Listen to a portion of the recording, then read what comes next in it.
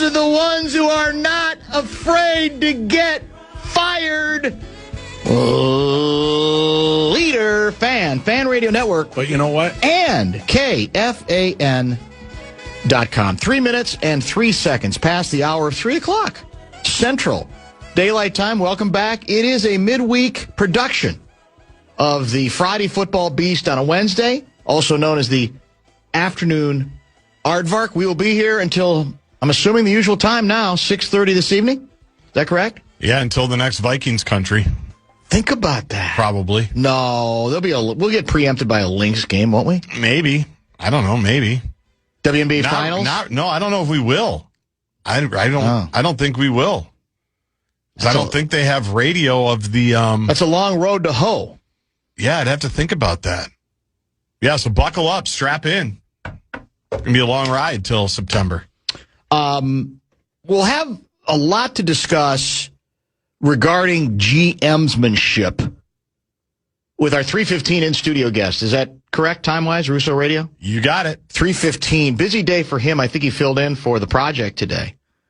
And he's going to be back with us for the 3 o'clock hour of the show. We had the Johnny Athletic exit interview on Monday, and it's the Russo exit interview, still dealing primarily with your Minnesota Wild and what indeed might come next. But it is interesting to me, and in some ways intriguing that I'm sure a lot of no GM makes moves to be fired. I mean, that would seem to be a contradiction in terms, correct? Yes. Nobody wants to lose their job. Nobody wants to do things that might, I guess, increase the chances that they're going to lose their job, or might even guarantee that they're going to lose their job. But the fact of the matter is, the best general managers, presidents of whatever sport operation we're talking about, are ones who are perfectly willing to think big enough and bold enough, and you could even say dangerous enough, to see something major blow up in their faces, which would then ultimately lead to what? Their dismissal. There are general managers, that's what they used to be called. For the purpose of this discussion, that's what we're going to call the people who are in charge of the sports operation of that team,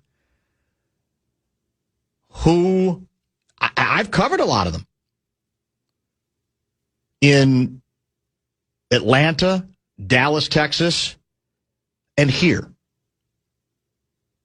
And they'll never admit to this. They'll never own up to this because it's considered an indictment. But they ran their team by committee. They ran their team by, what are the other general managers saying about a given talent, for example? About a player, either a potential draft pick or maybe even a player who might be available in trade.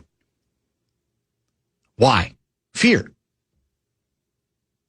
I don't want to step out too far because that could be dangerous. What's the consensus on a particular subject about a coach, a player, a situation? What would so-and-so do? Dangerous. Rarely serves you well. In the short run, you might think it does, but it usually catches up with you. If you don't have the cojones to make the calls that you need to make. Jerry West was one of the greatest basketball players who ever lived. I guess there's a relatively new, excellent documentary out on him. The Logo, I believe. I've not seen it yet. Oh, I haven't seen it either. It's supposed to be really good. I don't know if it's Netflix, Insta, Apple. It's one of those. I'm not sure. Maybe it's Peacock. Could be Prime. I mean, could be Hulu. I don't know. NBA on Hulu this year? I don't think the NBA was. Oh, okay. In any case, what I think separated West and we've talked about this a lot over the years, as a general manager, is he didn't care what the consensus was, which is dangerous. right? Because you're out there on a limb, and then if you're wrong, you'll look worse. People go, well, nobody else thought that, Jerry. But Jerry West didn't care. And I think ultimately that served him well, and that's what serves the best ones well. Not caring and swinging large. Neither of those guarantee success. You might end up seeing something blow up in your face. But I do believe, and this is a subject we're going to explore again with Russo, it's something that two completely, utterly different personalities share on the winter pro sports side. Tim Conley, basketball. Bill Guerin, hockey. Completely different people. I mean, Guerin kind of leads with his chin, right? I mean, there's no varnish on Billy Guerin. He does the old, I am what I am, and that's all that I am, correct? Yep. Conley might, in a given situation, come off, well, let me back up. Guerin is brash. He's going to be in studio tomorrow. I'll ask him if he agrees with that assessment. I don't mean it as a criticism. I just think it's an observation. I think that's just him. Tim Conley, well, a lot of times when you talk to him or when he's talking, he comes off a lot more vanilla. Completely vanilla compared to Guerin. And yet, don't let that fool you, as I think Wolves fans already know. He's going to go after it. And you played some of the comments from him yesterday on his getaway day. That they all those comments made it very clear that there's going to be another big swing here. It may not be successful. It may be the wrong big swing, but there's going to be another big swing. And I don't even know if you have the audio on this, because one of the quotes that kind of sent me down this road was,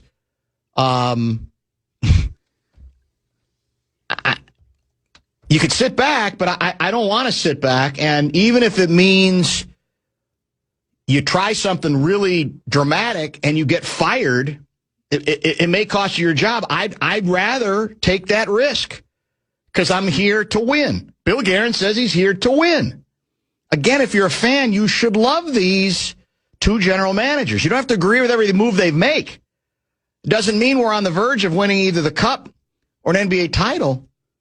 But I can tell you this, man, little Danny Barreiro would have loved to have heard that from the people who ran back in the day, the Chicago Blackhawks and the Chicago Bulls, or the Bears or whatever. That's what you want to hear. Go after it. No apologies for it. Don't think small. Now, don't be stupidly reckless and big in your bigness, but don't take no for an answer. Be creative. Put things together. And I think in the case of both these guys, they look at it as, job's not that interesting to me. Not that fulfilling to me. If I'm just trying to hit, ground rule doubles. Right? Now, in a perfect world, I'm sure Conley would say, well, I wish we were finished the season in the third spot. Had a better chance to move up. Home court team, which is what he talked about yesterday, too. But they're not. And I like that in his case, he is not pretending they had a better season than they did. It would be very easy to do what you've done because of your history here with the Wolves. To say, big picture, I know we're frustrated by this, and the other, but do you remember the first 25 years of this organization? My God, we're in the playoffs automatically every year. We're getting out of the first round every year. And, he could, I guess, sit back on that and say, what I was told here was kind of a laughingstock, right? But that doesn't interest him. So I like I will get into that conversation with Russo on the Guerin side, on the hockey side. and is maybe his own thoughts on, in general, because he's covered other executives, that age-old question of not being afraid to fail. That's really what it amounts to. Because you can always play it safe and maybe never look awful, but what chances are you're going to? What are the chances you're actually going to get to the place that you want to? Correct? Isn't that the issue? Yeah, I liked what Conley said when he said someone asked him about taking risks, and he said, "I mean, how big of a risk is it when you lose in the second round? What are you risking? What are you protecting?" Right. That's a good. I think that's a good way to look at it. It is. It's a great way to look at it. Now you can, we get caught up in the ring culture and here's ring the rest or of bust. that quote. The risk is all self-induced pressure. If you don't win, what's the risk? I'd rather get fired for trying than sit here and be in job survival mode. Risky is if you're a championship-level team and make a huge trade. I don't know what level of risk it is if you're bounced in the second round. Bounced. We're open to it.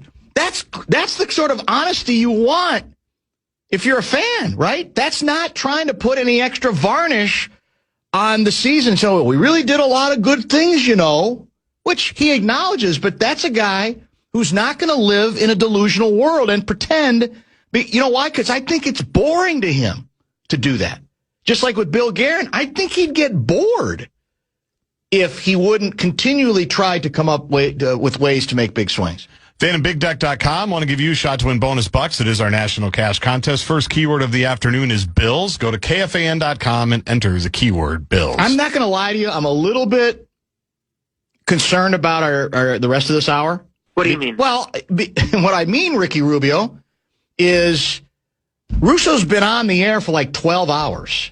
So I don't like, the idea of I'm going to get maybe what he has left. I want the best of Russo. And I worry that he saved the best earlier for his own show when he's sitting in this chair, and he didn't leave anything else for us. Well, the beauty of it is there are people that are in their cars or on the iHeartRadio app right now that had no idea Russo's even on this morning. Is that true? Well, yeah, because we're a transient audience. Every 15 minutes we're turning over. That's what they tell me. And Russo is always bringing it. Okay, I hope you're right. I'm sure he's had 9 coffees since noon. Yeah. So he'll be ready to go. Okay, fair enough. I have faith. Kessler in studio 5:30? Is that correct? Is that the plan? Have we heard from him? I don't think we've gotten an email yet. Did you get one? Well, here's what I told you. I texted him from the Wolves game the other night. He never answered that. Has he been in touch with you? What's the date today? Is he out of town? The 20th? Today's the 20th. Is he off today? Oh, I don't have an email. I have one from the 13th, the 6th, the 29th of April, the 15th. Oh, I didn't even check my emails yet. I don't have an email from May 20th, so maybe he's sleeping in. What the hell's going on? I don't know. Let's get to the bottom of the Kessler mystery as well. Let's chat Russo, and if you have questions, 646-86. Bradshaw and Bryant, KFAN text line. Back in just a minute. You're listening to Barreiro.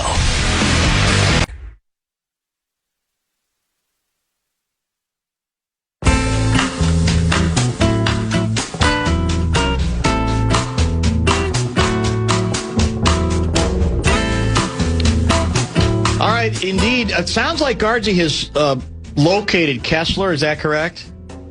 Was this the classic case of he's ego with him and he needs his ego stroked a bit for some reason? No. He's feeling sorry for himself, that he's not appreciated? I don't think it was the ego in him. I think it was the boomer in him, because he claims he sent an email this morning. He did? That now he can't find. Well, he is 88. Exactly. So I'm going to give him some grace, trying to instruct him. I'm the same guy that had to tell Lou Nanny how to swipe on his iPad to find the iHeartRadio app. That's still the best. A whole second screen of apps that Louis didn't even know he had. Yeah. So I'm used to working with a certain population. That's so true. I taught him how to get on to X, and that's always still an adventure. Is that true? Yeah.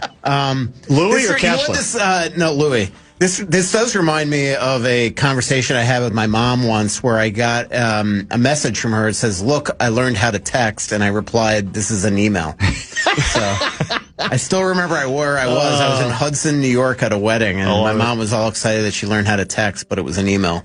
Russo Radio in studio for the hour. You filled in on the project today. Yeah.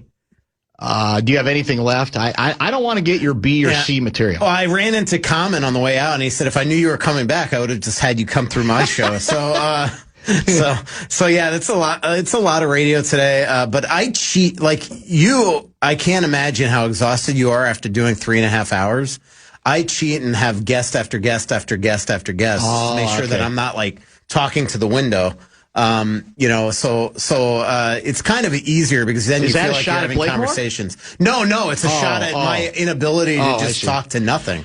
Like, I'm always amazed at how you can come in here. Like, yesterday, you had one guest on the entire show. We did? I would, I think Johnny. Yesterday was one, I think Johnny. Or maybe 2 days Johnny ago. was Monday. It was 2 days ago. Johnny was the only one. Like, it's like anything. Just because you do it long enough, you fake it. But it's like, I even, like, am panicky. Like, what if somebody drops out? Like, how am I going to, like, now fill until we get them back? Yeah. And I remember one of my first shows that I did, I can't remember who was producing, but I looked back. We had a drop call. I looked back there, and there was no producer. Went to the bathroom. I'm like, man, this is not good. Yeah, that's not a good feeling. I sweat through my shirt that day. Yeah, I can imagine.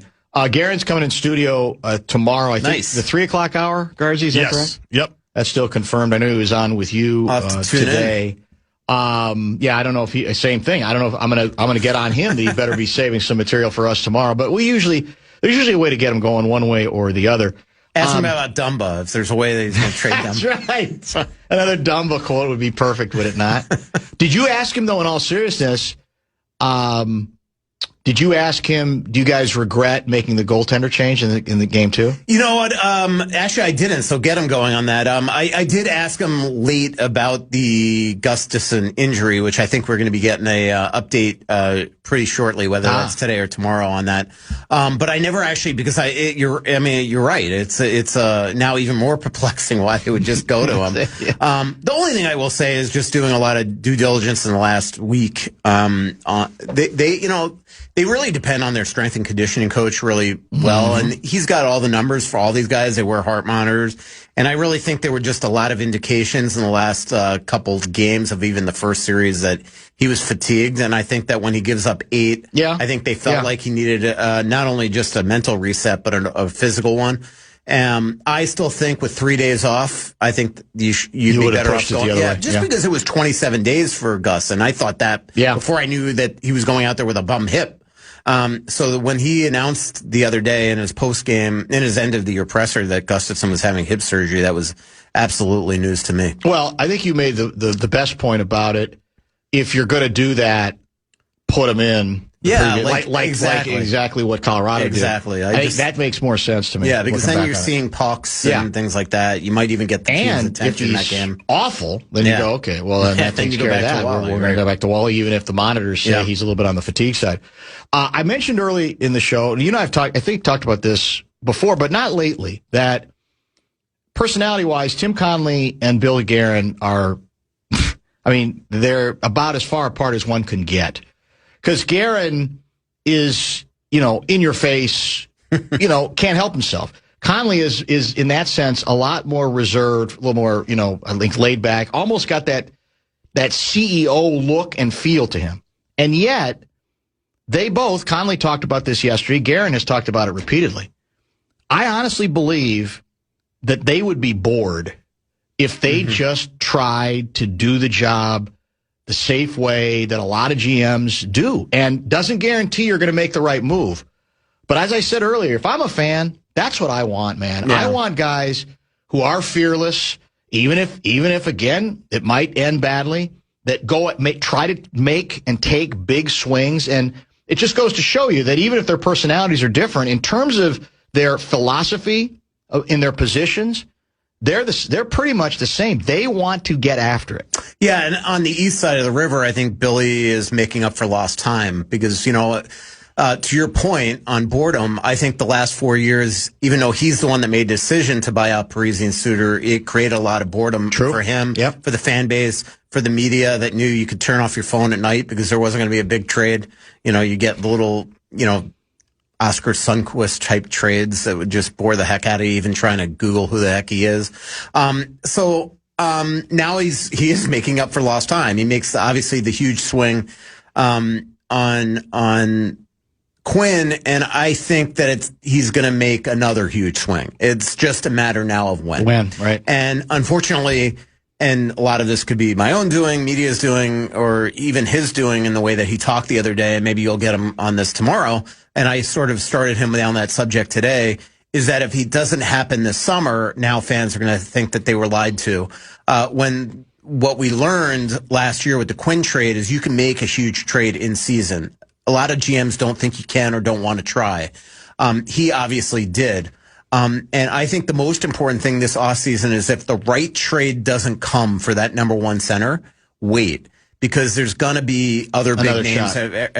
You know, Eric Johnson brought it up today, and I know that people are making fun of him on X, but I don't think he should make fun of him. Like his big hot take is that at some point in the next couple of years, Austin Matthews or Connor McDavid are going to be playing for the Wild. Oh my God! And you know, so that of course broke everything up. And what's funny is that Eric Johnson, I'm filling in for PA on next Tuesday, and Eric might come on with me. But I think that is I even joked on the radio today with either Mark Lazarus or Chris Johnston, one of our writers, that, that the Wild should wait for McDavid if they can't get Austin. And I really genuinely believe that to be something that the Wild should do is don't just go get an inferior center to get an inferior center. If it's going to mean spending assets that could get you a big fish. So I think that, you have to be patient in this. So you have to be bold, but you have to make the right move and not just go get anybody. And I think that's what Bill is going to try to do. He said it the other day when he said that their window is now. Yeah. But you don't want to only keep the window 3/4 open. What he is saying is, I want to make another big swing to get the person that could in this window win them a cup. We all think that Kirill Kaprizov signed an 8-year deal, which means an 8-year window. Absolutely not. He turns 30 next year. The window is now in the next 3-4 years. And otherwise we know that deal's not going to age well. So you have to hit it in the early part of the window. And to do that, it would be just wasting the money, wasting the assets. So, you got Boldy in his prime, you got Faber in his prime, you got Eck here, and you got Quinn Hughes most likely re-signing. I think that you have to go out and make a big swing, but the question is, when do you do it and what's the right move? And if it doesn't happen this offseason, I don't think fans should feel lied to. It just means that we all have to be on call at some point next season or even next summer. Is Hughes going to be okay with that? I think that's the other question, right? Is how much is he an on the clock kind of a guy? He's like, no, I better see something and I better see it fast, or is he not wired? No, I don't think he is, because he's not 36. He's 26. Yeah. And he's also such a smart hockey guy with his finger on the pulse of this league that he knows how hard it is to get players as special as him. And I think he sees a building block around here with Kaprizov and Eck and Faber and Boldy, all signed at young ages in their core, great players that I think that he thinks that, at a minimum, I'll give you 4 years, which is a 3-year extension. And so the one thing that Bill Guerin confirmed today with me is that he's going to meet with Quinn here at some point in the next probably month. It sounded like fly to him and sit down with him. And when you sit down with Quinn, they're not going to be discussing numbers, but I think that Bill respects him to such a degree that I think he wants to have some of these conversations with him I think they would talk about the league and talk about players to go get and things like that. I think Quinn is a different animal. He's, it would not shock me at one day if he wants to do what Bill's doing in that seat.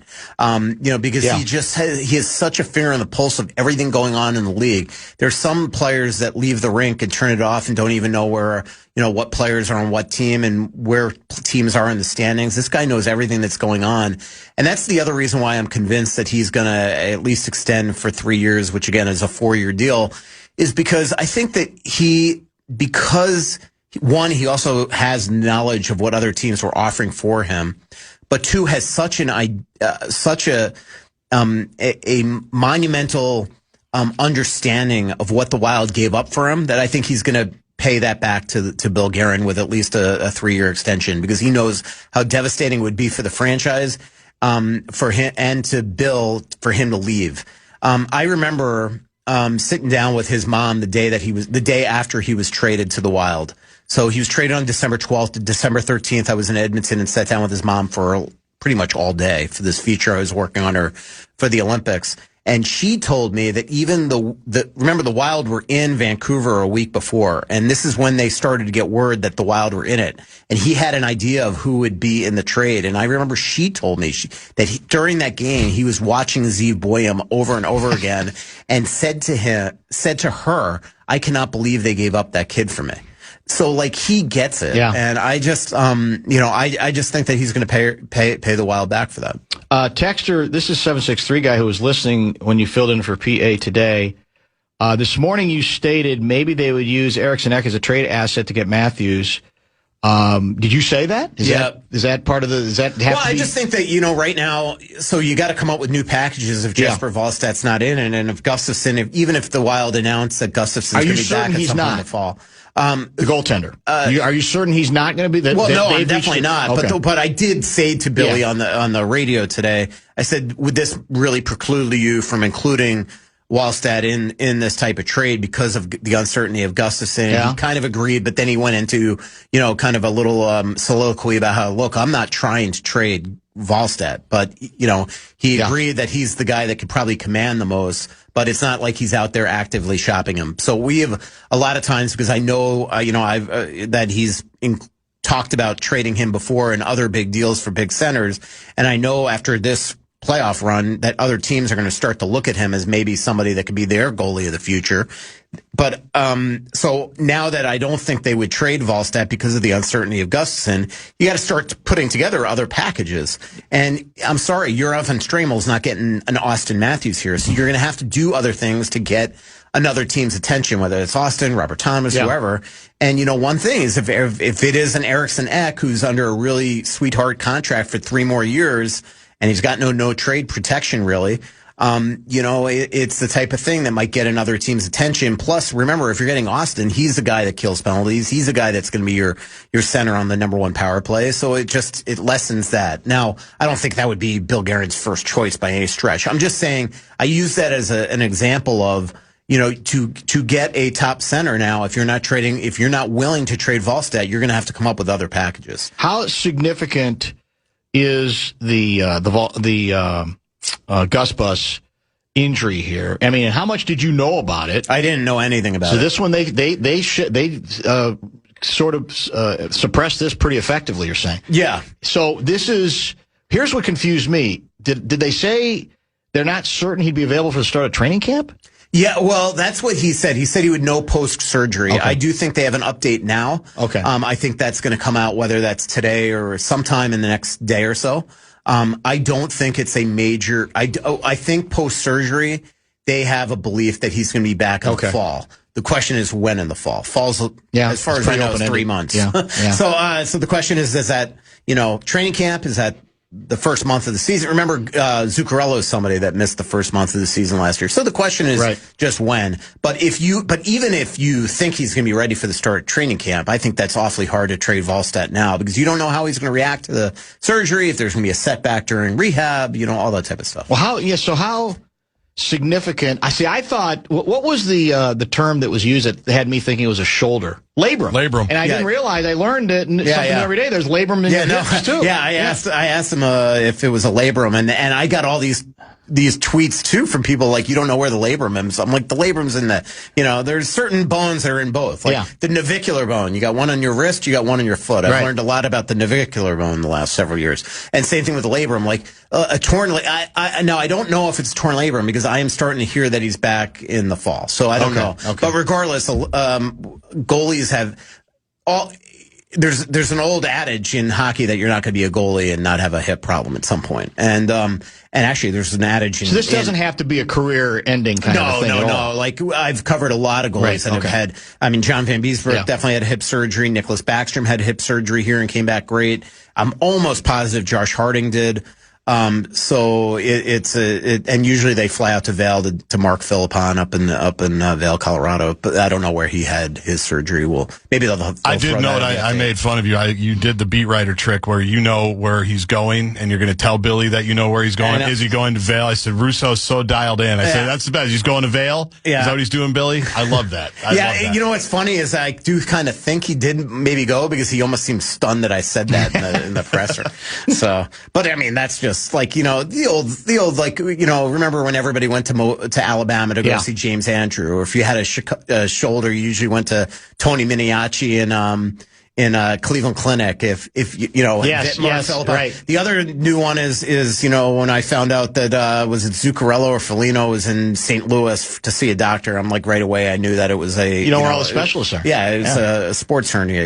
So usually Philly or St. Louis. Those are all people. All professional athletes usually use the same specialists when it comes to sports medicine. The biggest name on this team this year who you think is likely to be gone before the start of next season? Leaving trades out of it, obviously. Yeah, even free agency? Yeah, exactly. Yeah, I do think I'm supposed to talk to his agent, I think, tomorrow, but Michael McCarron's one that I just wonder how expensive he'll be for Billy. I know he loved it here. But remember, the reason why he was traded for Nashville, the reason why it cost so much for the Wild to get him is that there were a ton of teams after him. Mm-hmm. I remember when there was some sniping back and forth between Rod Brindamore after they just didn't do much at the deadline in Carolina. It was after they got the Nick Delorier trade, and a lot of people thought it was because they didn't go out and get Trocheck. It was actually, I heard, because they didn't go out and get McCarron. Okay. So there was, and he's like, give up the second. And so I think there was a lot of teams that are after him. I think that in a league where there's almost no centers available this offseason, maybe none, because even Malkin, who's like the top free agent available, who knows if he's going to even want to leave Pittsburgh or go somewhere else.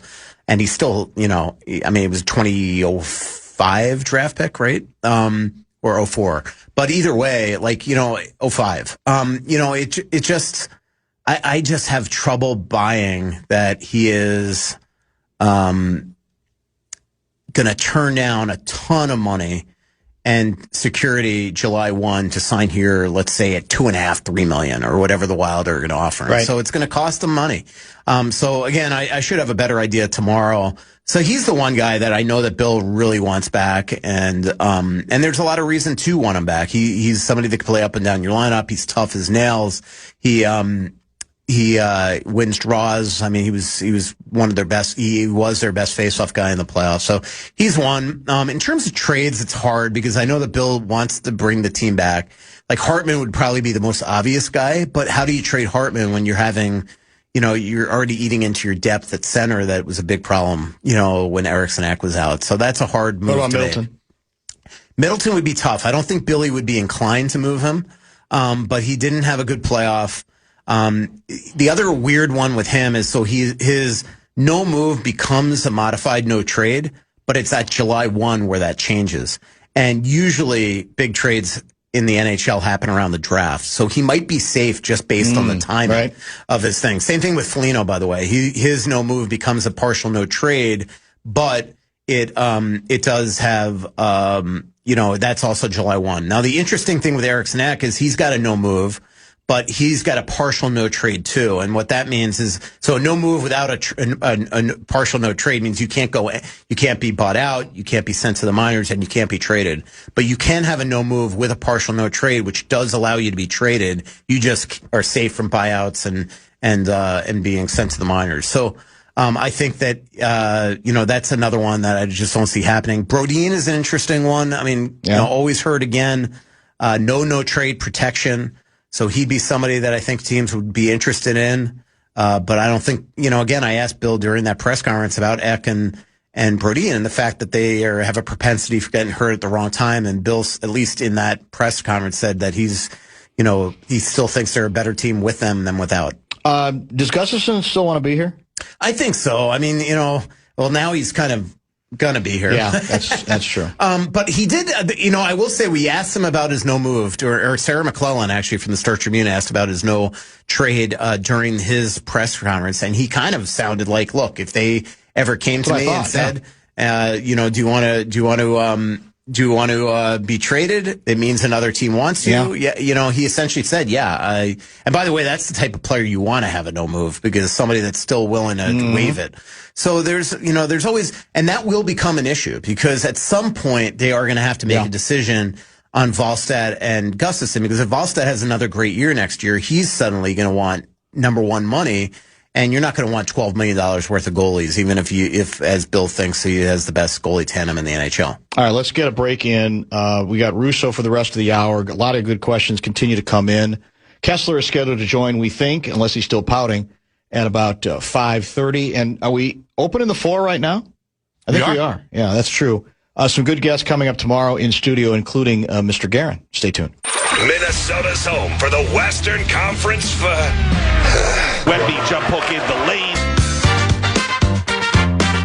Garzi, it looks like ESPN has discovered that in Super Bowl number, was it 4?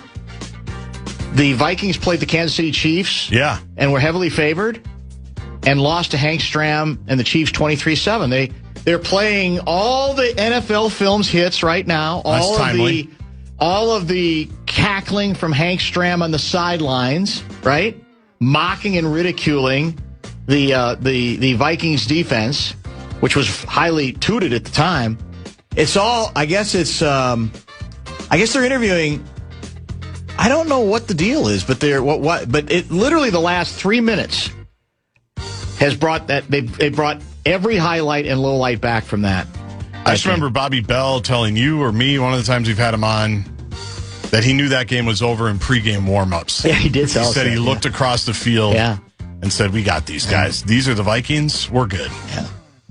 It was not impressive. It's cruel though for a Vikings fan to think that I'm gonna check out NFL Live today, ESPN. What may they be talking about? What do you think? Yeah. Like some mini camps, Aaron Rodgers, big declaration? No, they're reminiscing about Chiefs humiliating Bud Grant's Vikings. And then if you change the channel, go ahead, Russo. Yeah, well, we don't have enough pain now. This exactly week. Right. That's it. As every league series continues, then you flip up to ESPN2, which I'm on, and you get to learn about Victor Wembanyama and the monastery, the monks that he visited, that he's going to terrorize us until we get out of the Eastern Conference. So there's no safe harbor now on ESPN. It really is not. That's very true. 320 guy, Russo Radio, who's in studio with us here, pay McCarron $4 million and trade Hartman in his $4 million. Yeah, I mean, if you could, I guess that absolutely makes sense. And that's something, you're right. If they sign McCarron to that is 100% going to be something that we'll have on our radar. But that's a great point. This is 6. I don't know if I told you I feel bad because I haven't gotten a chance to write it yet and find a place for it. But the texter that asked me to ask about Boldy, I did ask that during the press conference. I think Gargi played the response, okay, right? Yeah, we talked about it. Yeah, and they were kind of bored with it. Yeah, so their rationale is kind of what I've said to you, is that they just think it's good for small spurts, but that there's responsibilities with playing center on the defensive side of the puck that I think they think in a full-time role would take him out of what he does so well, and that's play pretty magically offensively at times. So I did ask that because I do think it's a good question, because it definitely would save them on a ton of assets and all that type of stuff, and then it's always easier to trade or sign a wing. Exactly. Heck, you could go get Alex Tuck. Louis was intrigued by it. Yeah. He said he would, again, depending on he said it's an option. He thinks it should be entertained, depending on other possibilities. I just think that they feel like they have such a star right now. That what are you going to do? Get in his head and change it and all that stuff. And it's like, it always comes down to, like, remember the year I just wrote about this the other day, but I did a Brent Burns feature in the Colorado series. And remember, it's one thing. So the Wild turned him, Jacques Lemaire, after his first year, turned him into a defenseman. He's a star defenseman. And then out of the blue in like 2014, San Jose decided, you know what? We're going to actually play him at wing for an entire season, and he was brutal. And then they're like, maybe we'll put him back to where, and then he went to Norris. Yeah. Like there does come a point where it's like you want to mess with it with a talent like that. That's true. Russo, you're asked this from another 612. This is from General Soreness guy. If the Quinn Hughes extension talks drag much past July 1, does that mean it's time to sound the alarm bells? Obviously, Guerin would have to trade him if they cannot agree on an extension. To me, a 3-year extension would be perfect. and he gives why he likes Husey here. But what do you think about that issue? First of all, it's funny when somebody texts in and named General Soreness, and I know exactly who it is. That's true. Yes, but no, I don't think in this case it would. First of all, Kaprizov went to right after training camp essentially ended last year, and he signed. And that was really alarm bells because he's got an agent that is just unreasonable at times. I think in this case, I think Quinn would be so respectful that at a minimum, Billy would know exactly where they stand the entire time. I think he'd play around with him. I think if there was ever a point where Quinn was saying, you know what, I'm not convinced, I do want to go in a year and play with, he would just do exactly what he did with Vancouver and tell him way, way early. Like Quinn's track record is somebody that's going to be extremely communicative to essentially say, get me out of here. And so I don't think there would be any, I think the only thing that could delay things is, that we have not really talked about is that Cale Makar's extension eligible this offseason too. So it is going to be like last summer, it was Kaprizov, Eichel, McDavid. Right. And so it was like, who's going to go first and set the market? And I think that here, but the only difference here is I got to think Brian Bartlett, who's Cale Makar's agent, who's got Boldy and Faber and people like that. I think he's going to sit there and say, let Quinn go first. So I think that Quinn would go first and set the market for Cale, where it wouldn't be the two of them playing off each other for the whole summer. What's it going to cost? 15 at a minimum. Depends on term. Right. Like if it's 8 years, they're gonna have to go like 20. So that's another reason why 3 makes a lot of sense. I think Cale Makar could be a $19-20 million player. I think Quinn would 15, 16. 16. Yeah, and they can afford it. Again, guys are going to be coming off the books in a year. Remember, this is the cap in 2 years, so this isn't the 104 cap; it's the 113. That it's 113 and a half. So, I think it's going to cost a lot of money, but I also, I know his agent extremely well. I'm extremely tight with his agent. He's so reasonable. I think he's, one of the best agents in the NHL. He has a gazillion superstars. And heck, the guy signed Sidney Crosby to an $8.7 million extension last year because that's what Crosby wanted. So what Quinn wants is, this is not somebody that's just going to take every single penny from the Wild like somebody else we know. That agent doesn't care. Sounds like a shot right there. It's more of a shot at the agent than it is the player. The player. Yeah. Odds Billy G gets Malkin to come to Minnesota for a year and let Stramel have some run for a year to see what he can do before making huge moves. Well, that's an option. Obviously there's a lot of history there between Bill and Evgeny. There's certainly relationship there with Fleury. It'd be a back pocket insurance policy, but this is somebody that's, he had a good year, but I'd be concerned about taking somebody out of that culture and saying, what it reminds me of? Mikko Koivu spending his entire career in Minnesota, going to Columbus and quitting after 2 weeks. He just couldn't do it. And to take Evgeny, who has been in Pittsburgh since the day he was drafted in 06, actually, God, I keep on messing up the year. It was either 05 or 06, because Crosby was 04, Fleury was 03. You know what was unbelievable that year? So it would have been, Crosby was 05, Malkin was 04, because that was the year that Chicago tried to essentially tank the last couple games and brings up a goalie that winds up getting them a point and drop them to 3, and they had to take Cam Barker. They had to take Cam Barker instead of Ovechkin or Malkin. I didn't think we tanked in the NHL. Yeah, I know. So they all of a sudden inexplicably call up their fourth goalie, and he winds up getting them an overtime loss that screwed them and put them in the third hole in the draft. 701 guy writes, word is Vegas Knights are shopping Hurdle. Would he be a good fit for the Wild? No. Guy can't skate anymore, man. At all. Good answer. Direct answer. He just went 25 games without a goal. I just don't think he is the right fit. Are you assuming? The only thing I will say is that Hurdle's contract is a major haircut, because if I remember correctly, San Jose's got $3 or $4 million of that deal, which is shocking. So that would be the only other thing. Could you get him? Could it be another Vladimir Tarasenko thing where you could actually get Vegas to retain as well?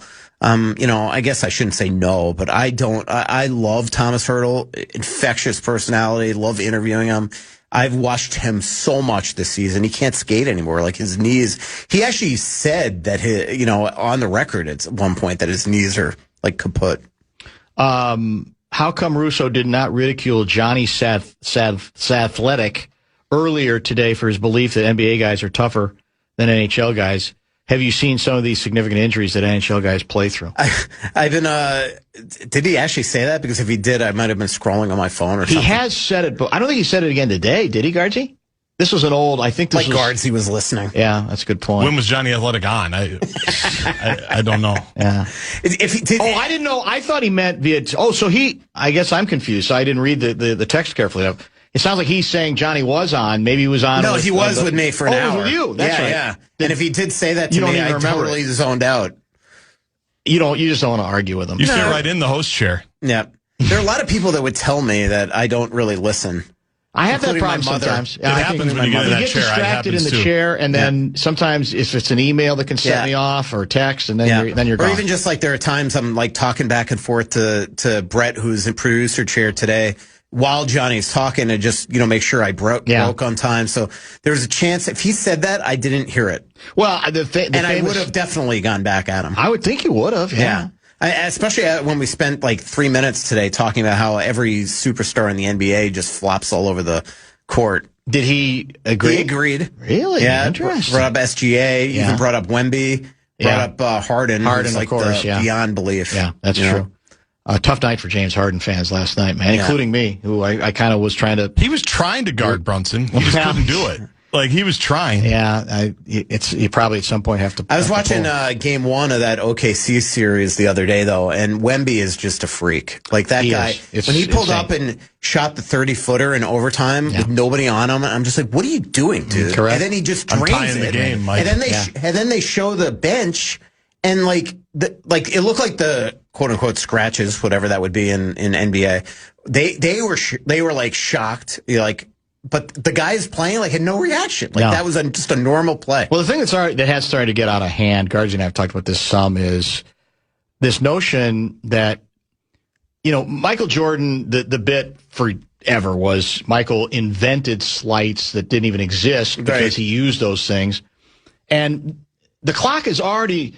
But at least we heard about a lot of that later. The clock's already started on this guy, and the notion that he should be insulted by not winning the MVP award this year, I don't even know if he believes that, but people keep asking the question. So it's the old leading the witness thing where you say, was that motivating factor for you the other night when you had 41 and 24 and hit that shot from near midcourt that you just saw, SGA get the trophy? And he said yes, and maybe he means it, but I'm thinking to myself, there are slights and there are slights. I mean, he wasn't being insulted, not yet winning an MVP in a year when SGA has been, the best player on the best team. So it's very strange to me. I think we're all trying too hard on that part of it. Freaking for sure. Media, man. Yeah, it's all jackaldom stuff. Yeah, there's plenty of that kind of stuff.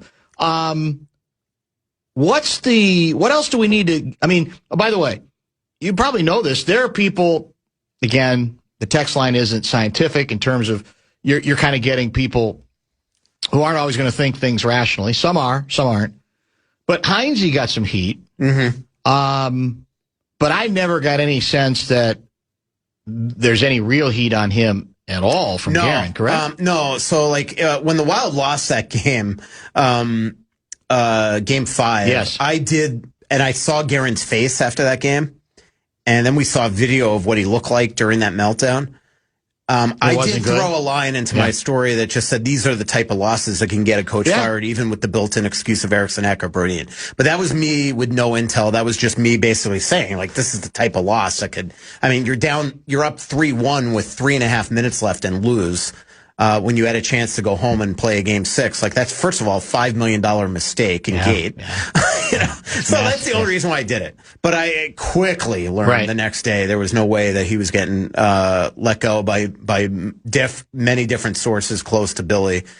And then it was very clear, obviously, when Bill Guerin's not the type of guy to hold a press conference next to the coach that he's about to fire. So that's a. Yeah, that was also a decent tip-off, you're saying? Yeah, that's usually a vote of confidence in itself. So, no, I don't think so. He really believes that when they play the right way, and Game 3 being the template, that that this team is not only a successful team, but could beat anybody in the league. And what bothers me the most about this team is that just in the big moments in these games, they don't come through on a consistent basis. And they're players that should know more. Yeah. And I asked Billy about this on the radio today because John Hines, it's funny because I asked this throughout the season and talked about it on my podcast and got essentially ridiculed by LaPanta and others.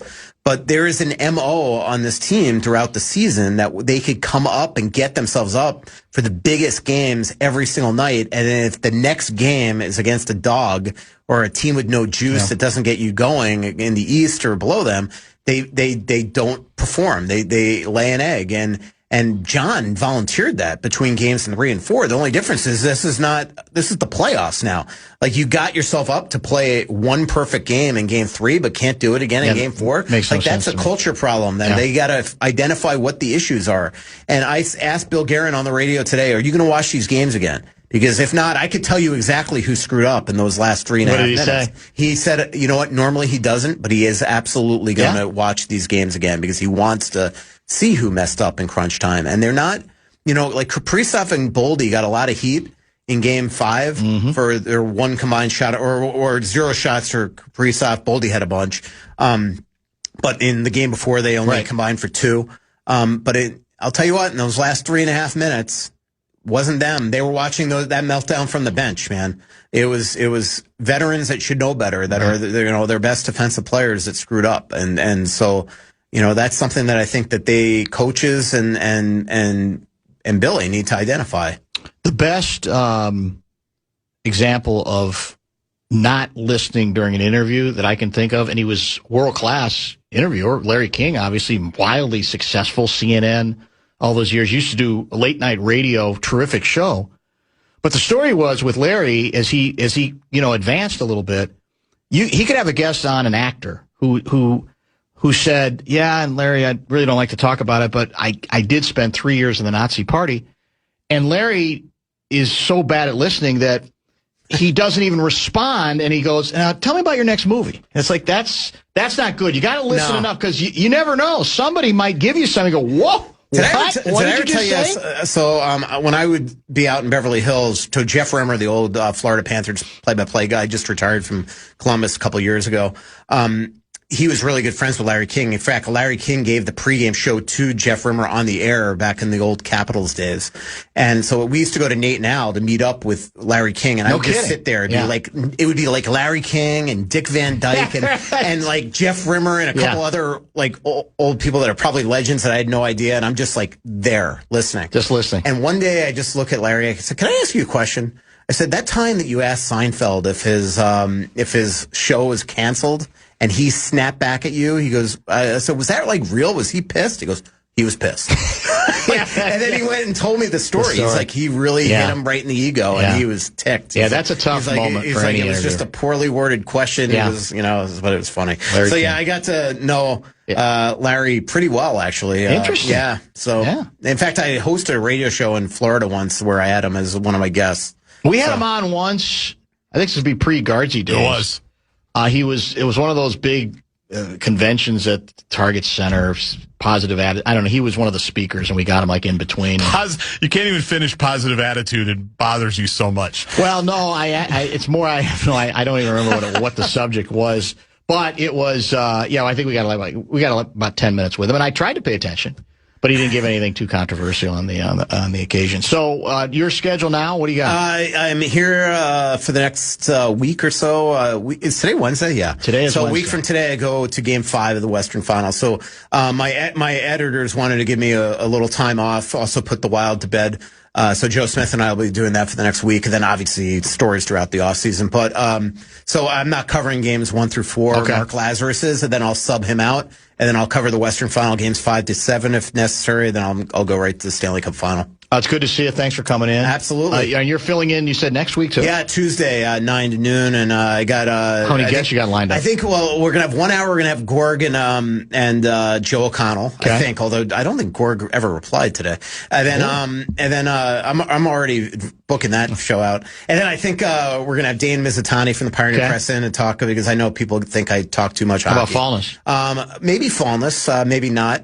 Matt Sells, the Wild assistant general manager, might come on, and then I'm going to try to get Eric Johnson on as well, talk a little horse racing and his little explosion that he created on the internet today by saying the Wild are going to go get Connor McDavid. Very eclectic program. Exactly. Good to see you, man. All right, see ya. Russo Radio helping us out as only he can do. Kessler is scheduled in. 4 o'clock hour, though, is open. We got some good, juicy stuff to discuss next.